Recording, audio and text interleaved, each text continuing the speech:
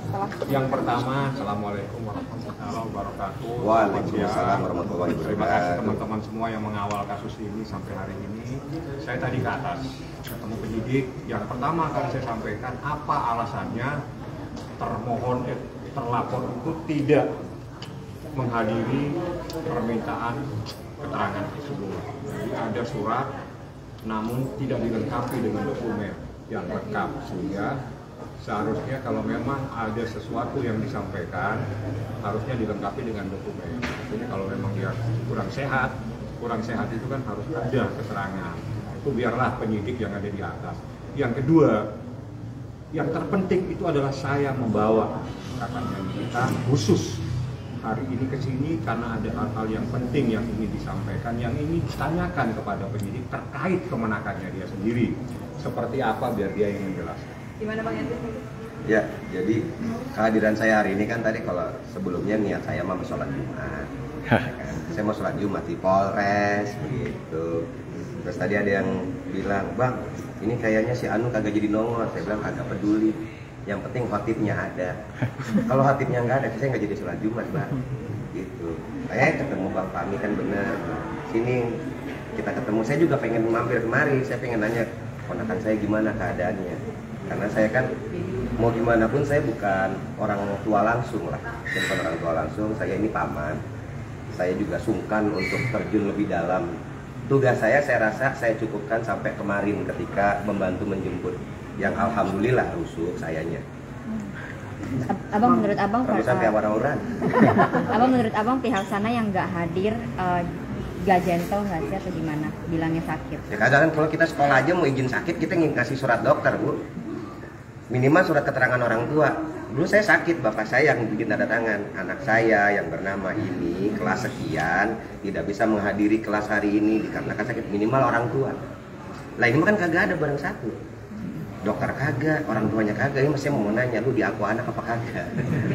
Bang Edwin, kan tadi sempat juga nanya ke penyidik, alasannya adalah sakit karena meski tidak disertakan dengan dokumen. Tidak disertakan. Bukan sakit, kurang sehat. Kurang enak badan, kurang garam badannya. Oke. Kurang Mungkin gurih. dikasih tahu nggak sih kurang enak badannya itu kenapa? Gitu. Kurang Apakah garam, Mbak, pernah kurang garam. pikirin ini Serius, kah? saya kagak tahu dia kenapa kurang enak badannya. Apa semalam habis main monopoli, saya kagak tahu. Oh iya. Kita mah anak sosmed. Kita mah anak sosmed, biar kata datua begini gitu. Minimal ya tadi saya bilang kalaupun sakit setidaknya secara legal formalnya kita pernyataan sakit itu datang dari mana gitu. Kita di kantor pun bilang sakit aja harus ada keterangan dokter. Apalagi kita berkaitan dengan pihak hukum. Jangan dibecandain, Bang. Hormatin aja. Kalau emang takut ya ngomong, "Pak, saya kayak kagak berani, Pak. Kira-kirinya saya takut dijegat sama yang rambut hijau." Saya kagak nongol, kagak nongol saya. Serius. Ini mungkin Bang Fahmi bisa jelasin lebih lanjut ya. Ya, Bang kalau- Edwin tapi Hadir. mengenal sosok Fadel sendiri kan? Berapa kali ketemu? Beji mana? Sempet kenal gitu nggak? Sempet dekat, ketemu atau apa gitu? Mungkin. serius. Ya akrab banget ya. Ya terkodel. Om jeruk jadinya yang keluar. Ada kekecewaan nggak sih Bang mungkin? Benar, kagak Bang. Saya kagak pernah ketemu barang sekalipun. Ya, saya tahu juga di sosmed, di katamanya dia kan jangan adu ide dan otak dengan Iya. saya konten kreator. Wih. Kan. Saya taunya mah dia konten kreator. Saya ketemu muka, saya mau foto. Beneran, saya mau taruh di IG saya ketemu artis. Saya ketemu belum pernah. Bang Edwin tapi Hadir. katanya dia bilang Bang Edwin pernah nelpon ke dia kalau Nyata belah mananya. Bentar nih. Ini gue ngelenong nih urusannya kalau kayak gini. Kagak pernah nelpon, Mbak. Kagak pernah, Mbak. Kagak Berarti pernah. nggak benar ya yang katanya Bang Edwin tuh nyerahin tanggung jawab lo. Astagfirullahaladzim, saya ngirain ponakan saya. Bah, mendingan si Sean dah. Ya kesebut, maaf ya. Kadang gue udah ngomong. Kata orang. Ada. Jadi mungkin dia lagi panik sehingga membuat informasi seakan-akan adanya sesuatu dari pamannya Laura. Itu nggak benar. Saya yang banyak tahu. Ya, saya adalah bagian keluarga besar. Betul. Saya tahu persis. Betul. Tapi Bang, terkait abang ketidakhadiran saya itu ini. jadi kekecewaan sendiri nggak sih Bang? Karena mungkin mengulur-ngulur waktu juga. Ya kalau saya melihat itu kan sebetulnya begini, ini kan panggilan permintaan interview atau klarifikasi atau permintaan keterangan. Jadi sebetulnya dia datang saja. Tapi yang aneh membuat alasan yang tidak logis sehingga itu akan menjadikan masalah baru. Saya ingatkan di hukum ini ada, manakala seseorang itu dipanggil tidak mentaati panggilan, itu ada pasal tersendiri. Itu bisa dikategorikan menghalang-halangi proses pemeriksaan atau proses hukum. Jadi kalau datang lah. Mungkin kalau memang takut ditemenin sama Edwin nanti. Ya, saya temenin. Kok? Iya, temenin datang. Kagak ada nih tadi. Kagak ada. Kagak ada nih. Alasannya juga kan karena kuasa hukumnya katanya lagi ada di Malaysia. Saya gini, kalau kuasa hukum di Malaysia kita nggak ngurus ya. Jadi gini, sebetulnya itu ada kewajiban ya. Jadi saya nggak akan menanggapi itu. Pihaknya sana lah katanya. Nanti tanyanya ke sana aja, Mbak. Terpenting dia menyatakan kurang sehat tanpa ada bukti kurang sehatnya itu seperti apa. Kurang enak badan kan. Kalau di kantor mah aduh lu kena potong lu. Nah, jadi kehadirannya itu saja yang saya tanyakan tadi, dan selanjutnya silakan tanya dengan Ibu Humas. Ya, kapan dia akan datang dan dimintain keterangan. Yang paling penting, kami bukan meng-cross-check persoalan hadir tidak hadir, itu nggak penting buat saya karena itu menjadi kewajiban, menjadi haknya penyidik. Tapi adalah mengantarkan pamannya Laura, karena mau bypass komunikasi sementara belum bisa ini ya. Kan gitu ya. Betul, karena tadi kan saya juga berpikir bahwa ini sudah ranah. Saya mah tukang kopi, jadi kagak ngerti hukum. Mendingan saya tanya sama Bang Fahmi. Bang Fahmi, saya boleh tahu nggak kira-kira update terbarunya seperti apa? Oh, kalau seperti itu, mending yang menjelaskan yang bersangkutan. Mas bilang ketemu Laura nih, bukan. Ketemu dari pihak PPA, karena yang bersangkutan saat ini ya pihak PPA. Laura kan berada di bawah. Ternyata setelah saya ngobrol-ngobrol, saya kan taunya di bawah perlindungan kepolisian. Bukan. Saya tahunya begitu, Bang. Saya kan gak tahu. Saya jualan kopi, Bang. Kagak ngurusin hukum saya, Bang. Kemudian diinformasikan gitu sama Bang Fahmi juga bahwa enggak Win, ini itu di LPSK. Yang kemarin di Jamboree beda lagi. Saya kan juga cukup mengerti soal LPSK ini gitu, bahwa mungkin ada indikasi apa nih, Bang, kok sampai ada di LPSK. Biar apa ini anak? Karena saya pikir berada di bawah perlindungan polisi gitu kan. Begitu, Bang. Jadi kalau LPSK itu dalam proses perlindungannya itu adalah di unit perlindungan perempuan dan anak, dan itu atas permintaannya Niki biar ada ketenangan, memang atas seizin daripada penyidik kepolisian. Jadi kita konfirmasinya kepada penyidik. Jadi kalau Erwin mau tahu keadaan kemenakannya, memang dia harus ke sini, dia harus bertanya dengan penyidik yang ada di unit PPA. Gak ada kaitannya. Bang Fahmi mungkin kan malam bahwasanya kuasa hukumnya Fadel ini bilang ingin menantang Nikmir untuk minggu depan datang ke Polres, mungkin tanggapannya seperti apa sih mungkin? Maksudnya ingin mengajak Nikmir untuk datang menemui Fadel gitu katanya. Saya jawabin boleh nggak, Bang? Saya jawabin, Bang, ya. Gua aja dah, jangan adikku. Ya, pada ditantang Raja Macan, jangan. Harimaunya aja dulu, jangan Raja Macan. Jangan. Tapi Bang Edwin sudah datang ya? Hah? Jumat depan. Insya Allah kalau memang ini kita sholat Jumat lagi. Kita tunggu khatibnya datang. Kan sholat Jumat harus tunggu khatib. Kalau imam mah banyak bisa. Pengennya apa sih, Bang, kalau ketemu tatapan muka? Ketemu tatapan muka. Yang mau yang disampaikan, apa yang mau dilakuin? Saya cuma pengen ngedoain. Jadi kayak kan biasa ya kalau kita berdoain kan auzubillahi minasyaitonirrajim kan bismillahirrahmanirrahim. Doa saya gampang. Allahu la ilaha wal hayyul qayyum.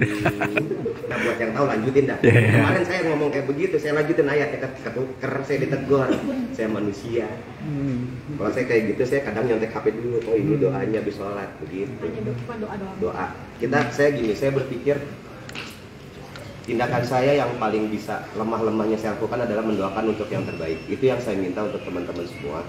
Kalaupun ada lagi, ini saya ngomong serius. Oke, tadi kan HP-nya ngumpet. Jadi gini, saya minta untuk semuanya jangan lagi jadiin bercandaan lah gitu. Ini bukan bercanda.